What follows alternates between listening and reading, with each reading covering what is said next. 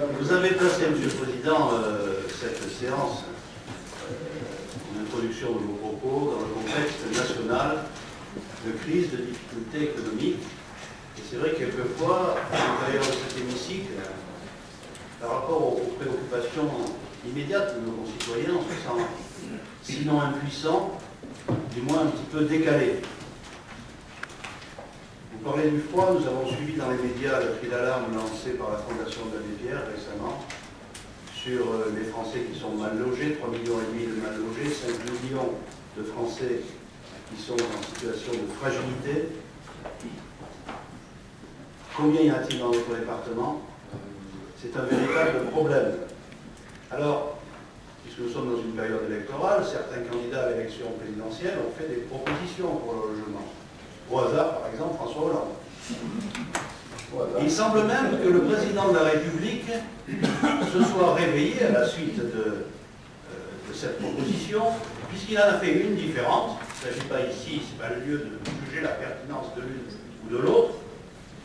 Mais cela dit, en écoutant Nicolas Sarkozy découvrir que le problème du logement était un problème crucial pour les Français, je pensais au double langage de nos dirigeants.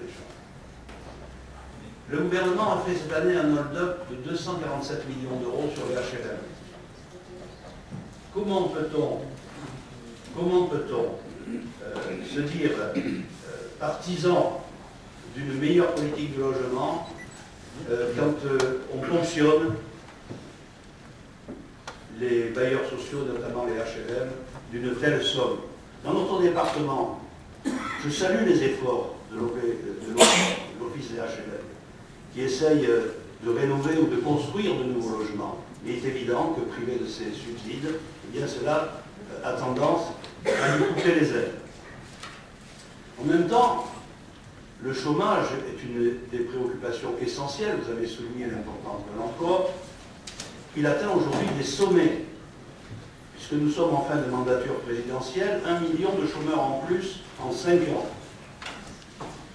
Et rien que dans les Hautes-Alpes, l'année dernière, pratiquement 9% de chômeurs en plus. Alors la crise économique a bon dos. Nos dirigeants, le ministre du Travail, le Premier ministre, le Président de la République, la brandissent comme une excuse suprême.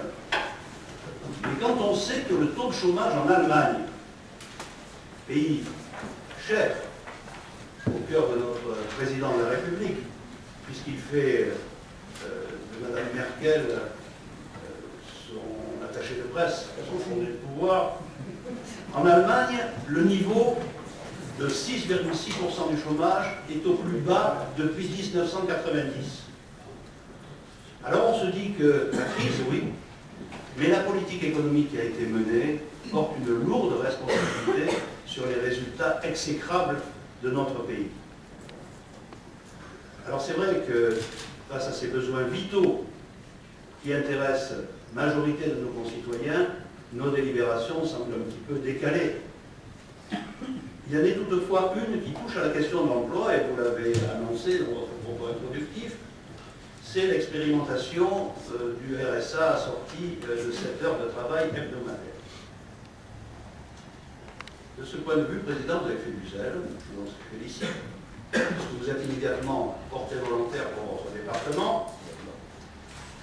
Que l'hostilité générale des syndicats à cette mesure ne vous ait pas découragé, nous n'en attendions pas moins de vous.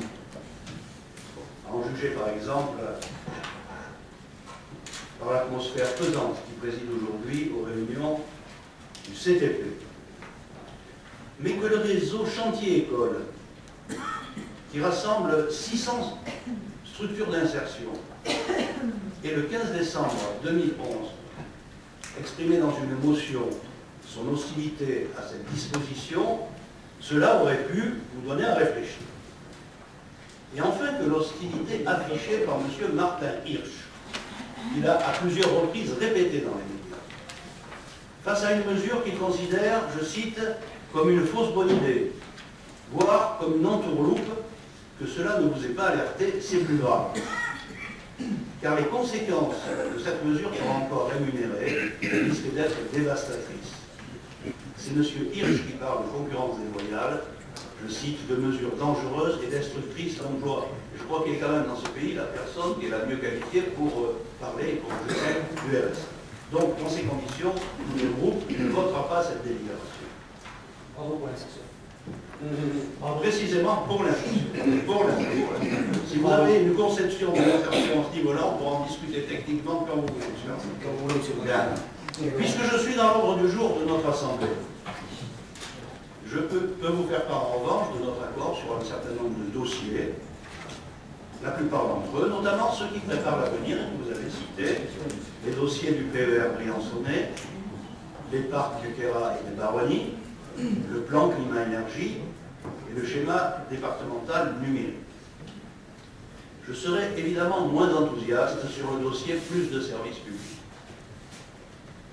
Non que nous contestions son contenu, mais le titre lui-même, nous l'avions déjà dit la dernière fois, nous apparaît comme une convocation, comme une espèce de cache-sexe d'une politique nationale qui a démantelé dans ce département, les uns après les autres. Je ne vais pas continuer, je ne vais pas refaire la litanie, nos services publics.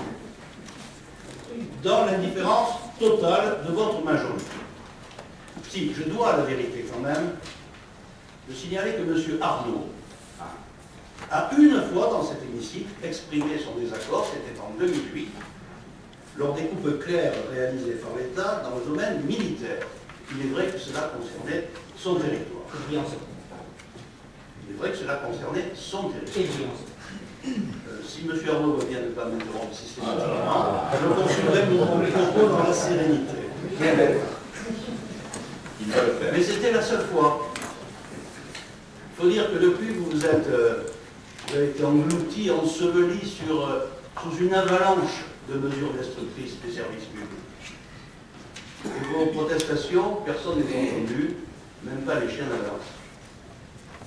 Et à ce propos, je voudrais dire un mot quand même, par esprit d'escalier, de la manifestation des Hautes-Alpes au Trocadéro, où nous avons englouti, d'après les chiffres officiels, plus de 200 000 €. Une opération, dans le monde littéraire, on utilise des euphémismes, qui a reçu un succès d'estime. Dans la réalité, on peut dire que ça a été un raté. J'ai lu comme vous les réactions des professionnels du tourisme. J'ai lu entre les lignes, parce que ce sont quand même des hommes et des femmes qui sont évidemment, qui ne peuvent pas s'exprimer de manière totalement libre. On comprend très bien, c'est leur profession qui est en jeu. Bon, c'était pas terrible.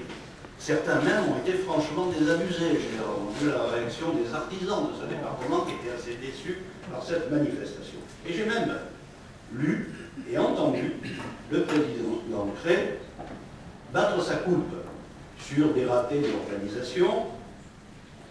Je vous ai vu, M. Cré, redécouvrir 20 ans après le concept d'Alpes du Sud, puisque vous envisagez, si une telle manifestation devait se reproduire, vous envisagez d'y associer le 04 et le 06, un concept d'Alpes du Sud que vous aviez piétiné à l'époque lors de la création du logo, qui a été un petit peu le logo de la Discorde, par le CDT. Alors peut-être que vous allez me répondre, je vous demanderai votre appréciation là-dessus. Peut-être que vous allez me dire que pour le logo, c'était pas vous, c'était votre directeur, dont j'ai entendu dire que peine arrivée était déjà sur le départ. Enfin, vous nous expliquerez tout ça.